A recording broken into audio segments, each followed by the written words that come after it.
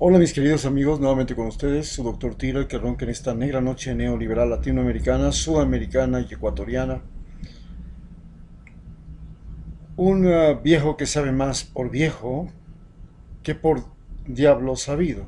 Y hablo de viejo y de que aprendí, porque a diferencia de muchas personas que, de la mayor parte, que aprenden de una persona, que aprenden de un libro o de varios libros o de muchos libros, que aprenden de una universidad, de un colegio, yo aprendí como Alejandro von Humboldt, del contacto directo con la realidad. ¿Verdad? Que aprendí en la universidad. Y en la universidad aprendí de un profesor, de un libro en cada una de las materias que estudié. Pero eso me dio una perspectiva limitada. La verdadera forma de aprendizaje que tuve fue ir a meterme directamente en los campos, empezando por los campos de Muisne, la provincia de Esmeraldas, y luego ir a vivir, a tener vivencias en momentos históricos del país. Por ejemplo,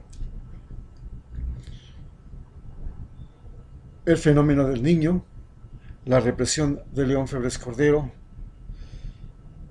el problema de las pestes como el cólera en la época de Rodrigo Borja, el problema de la deforestación en los parques nacionales, el problema de la salud indígena en todo el país, el problema de la frontera norte con el Plan Colombia, el problema del terremoto de Esmeraldas, metido en esas circunstancias y en ese problema, aprovechando que era la realidad la que me podía enseñar.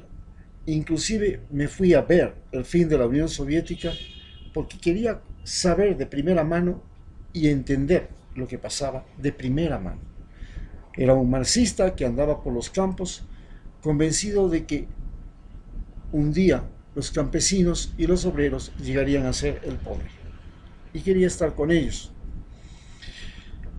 Bien, a partir de eso hoy analizaremos qué es lo que está pasando y lo importante que ha sido la entrevista de Rafael Correa a Maduro en este programa de RT que nos permite entender lo que estamos viviendo en este momento. A no dudarlo, el mundo entero está ya viviendo la Tercera Guerra Mundial. ¿Qué es la Tercera Guerra Mundial? En todas las tres guerras mundiales, todas las dos guerras anteriores, la lucha fue contra potencias mundiales y entre potencias mundiales. Y fue contra imperios específicamente. En la Primera Guerra Mundial se logró terminar con algunos imperios. El imperio austrohúngaro, el imperio italiano, el imperio turco, fueron dos de los imperios que cayeron primero.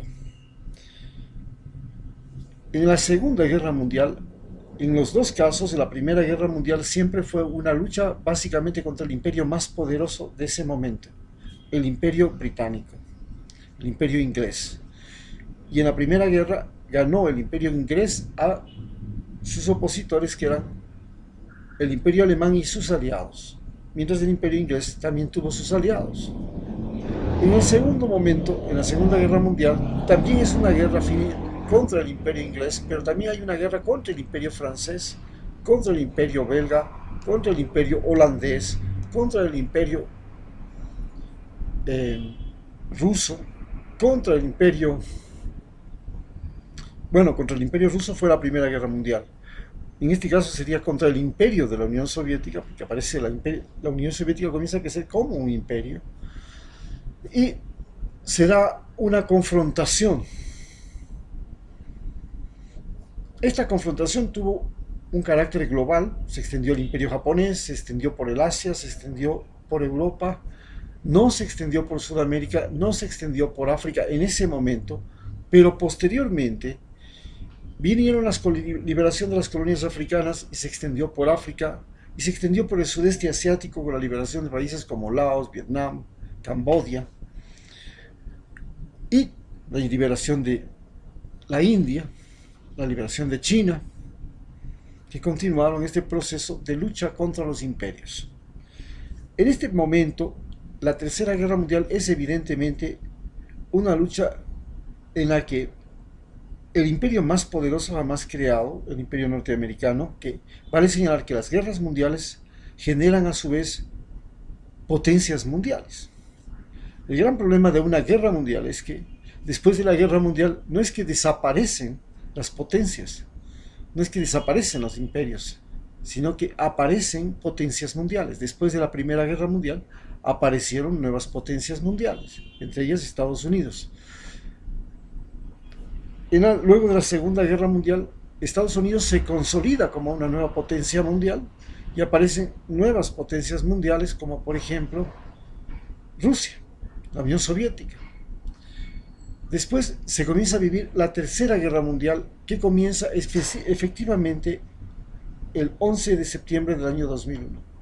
Vale señalar que hay una guerra intermedia que se llama la Guerra Fría, y en la Guerra Fría Estados Unidos triunfa sobre la Unión Soviética y emerge como la potencia dominante del planeta, el eje unipolar.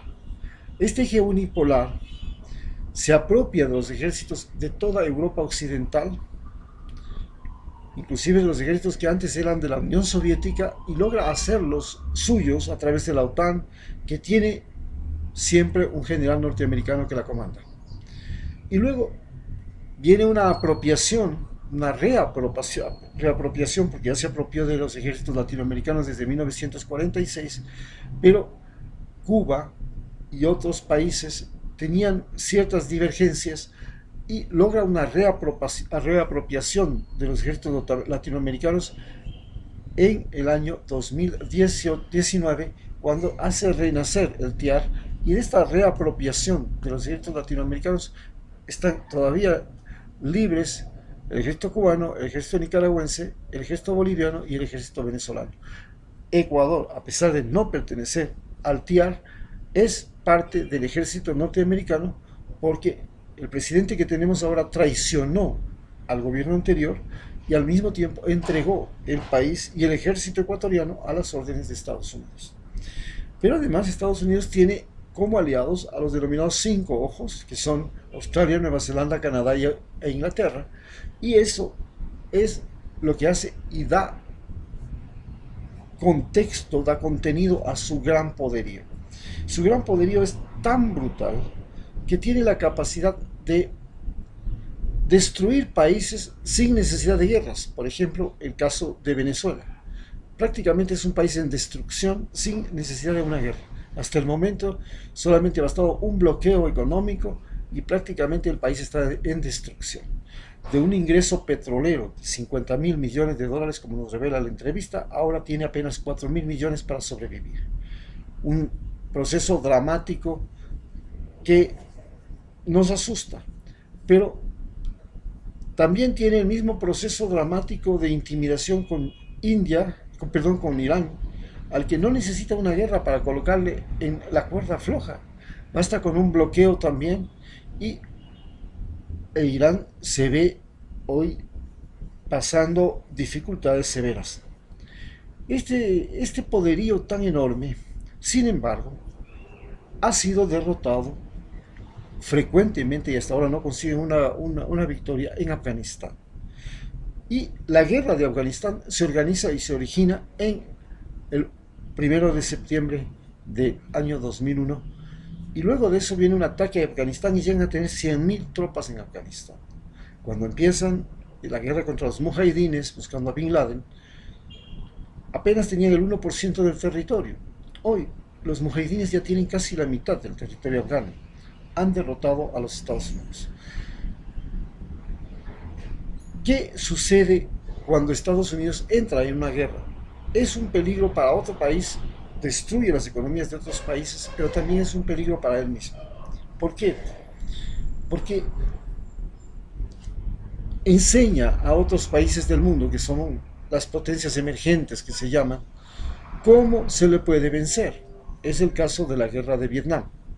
La guerra de Vietnam enseñó a todos los países del sudeste asiático cómo derrotar al ejército norteamericano en selva. Hoy, el ejército Mujahideen enseña cómo derrotar al ejército en montaña, porque es la guerra en el lugar más alto del mundo. La guerra en el lugar más alto del mundo. Una guerra en Venezuela va a significar la posibilidad seria de una derrota en el territorio de América Latina, en los Andes y en las zonas tropicales de los Andes. ¿Por qué? Porque a pesar de que tiene 7 bases militares en Colombia, no ha podido vencer al ejército de las FARC. Es más, el ejército de las FARC se convierte ahora en algo, en un ideal. Iván Márquez, el líder de las FARC, que después de haber firmado el acuerdo y ser el mediador, el protagonista, el actor de la firma del acuerdo de paz en Colombia, rechaza ese acuerdo de paz porque ve morir a sus amigos, a sus colaboradores, a sus hombres de las FARC, ve morir líderes campesinos y se levanta contra el ejército de Colombia y de Estados Unidos, que están juntos. Pero hace una declaración y se convierte en el nuevo Che Guevara de Colombia y de paso en el nuevo Che Guevara de Sudamérica. Aun cuando pudiera morir, podía ser eliminado como se lo eliminó a Bin Laden, al hijo de Bin Laden, hay un gran problema con Iván Márquez. Cuando hace su declaración por internet y presenta su razón de lucha, se convierte en el último romántico de Sudamérica. Y convertirse en el último romántico de Sudamérica, al igual que el Che, un país donde el romanticismo todavía existe, donde las mujeres todavía creen que existe el amor eterno, y los hombres también, donde existe esta visión que ha desaparecido en el planeta, y que Iván Márquez se convierta en el último romántico de Sudamérica que ofrece a los pueblos su vida por la liberación de los pueblos de Sudamérica de la pobreza, del imperialismo norteamericano, es algo terriblemente grave para Estados Unidos, porque no debía nacer Iván Márquez, es simplemente eso. Es peor. Lo que se debe evitar no es matarlo a los idealistas, es evitar que nazcan. Entonces, en este momento, Estados Unidos se enfrenta a la seria posibilidad de ser derrotado en Venezuela, porque Venezuela tiene como aliados a China y Rusia. En definitiva, la Tercera Guerra Mundial es una guerra de Estados Unidos específicamente contra China y Rusia. Ya vemos una guerra económica, ya vemos una guerra de tecnología militar contra Rusia, una guerra económica contra China, pero se caracteriza por una particularidad. Estados Unidos decide violar todos los tratados que ha firmado, romperlos. Comienza rompiendo el Tratado de la Alianza del Pacífico, en el que estaba Chile, Venezuela, estaba Chile, Colombia, no estaba Ecuador, estaba Perú. Coge y lo hace pedazos y dice: no quiero ser parte de la Alianza del Pacífico. Algo que sorprende a todos, porque la Alianza del Pacífico era una alianza hecha para combatir a UNASUR, la Unión de Naciones Sudamericanas, que era el mayor problema que tenía Estados Unidos en Sudamérica. ¿Y por qué era el mayor problema de Estados Unidos en Sudamérica? Porque se le ocurrió a UNASUR crear el Consejo Sudamericano de Defensa. Y eso significaba sacar todos los ejércitos de Sudamérica del control del Pentágono. Y eso era inadmisible. El poder de Estados Unidos radica en el control de los ejércitos, y los ejércitos son los que deciden quién se queda y quién no se queda de presidente. Lo están comprobando en Venezuela. El ejército venezolano decidió que se queda Maduro, entonces se queda Maduro. Pero vamos a Honduras. Zelaya no le convenía a Estados Unidos, el ejército se lo sacó. Punto. Allende no le convenía a Estados Unidos, el ejército se lo sacó. Punto. Así funciona la mentalidad y así funciona este proceso. En esta Tercera Guerra Mundial no hay todavía un enfrentamiento militar contundente. Hay enfrentamientos militares de nuevo tipo. Se llama la guerra no convencional. Esta guerra no convencional es un enfrentamiento entre soldados altamente entrenados, con una lógica, con una mentalidad robótica, autómata, donde la única razón por la que van a pelear es porque han sido entrenados para eso y porque tienen un buen salario. Simplemente son mercenarios altamente entrenados que tienen un fundamento ideológico. ¿Y cómo sabemos que son mercenarios los Estados Unidos, los soldados norteamericanos, y no son soldados con ideales, como son por ejemplo los mujahidines, como son los soldados vietnamitas, como fueron los soldados vietnamitas, o como son los soldados de la FARC, los guerrilleros de las FARC? Porque justamente en este momento están siendo sustituidos en Irak por los denominados contratistas, que son mercenarios que Estados Unidos saca de todos los países, de África, de Colombia y todo, y se los entrega al presidente de Irak junto con un presupuesto para eso, para pagar, y les dice: ustedes son los que tienen que pelear esta guerra, la guerra de Irak. Y ahora el ejército de iraquí es un ejército de mercenarios pagados por Estados Unidos indirectamente. ¿Por qué lo hace? Porque no quiere tener culpa en la Comisión de Derechos Humanos. Es más, Estados Unidos ha decidido no ser miembro de la Comisión de Derechos Humanos de las Naciones Unidas. También ha decidido, en la guerra comercial con China, no ser más miembro de la Organización Mundial de Comercio, porque no le da la gana de cumplir las normas, después de que él mismo inventó la Organización Mundial de Comercio, él mismo inventó la Comisión de Derechos Humanos de las Naciones Unidas, y la Comisión de Derechos Humanos es el motor, es la razón fundamental que respalda la intervención militar armada de la ONU en cualquier parte del mundo. Bien, en esta situación, Estados Unidos se enfrenta como la última potencia del mundo a todos los países del mundo que no son sus aliados. ¿Cuáles son los países del mundo que no son sus aliados? Gran parte de los países de África, buena parte de los países del sudeste asiático, Rusia, China, la India si es su aliado, Pakistán si es su aliado. Y entonces esta es la confrontación que estamos viviendo, y eso es lo que está sufriendo Venezuela. Venezuela es un país que está viviendo la tercera guerra mundial. Es un país donde es un laboratorio de operaciones, es un centro de entrenamiento, es un centro de pruebas. Comenzamos con una guerra mediática, una guerra de abastecimiento, un bloqueo naval. Ahora vamos a utilizar armas cibernéticas, se altera el suministro de luz, de energía eléctrica. Vamos a utilizar otras armas nuevas, innovadoras, porque la tercera guerra mundial es una guerra esencialmente tecnológica, es una guerra esencialmente selectiva. No se mata a discreción como en la Segunda Guerra Mundial. Se mataba pueblos, se mataban mujeres, se mataban niños. No, aquí se mata generales, se mata espías, se mata pensantes. Muchas gracias.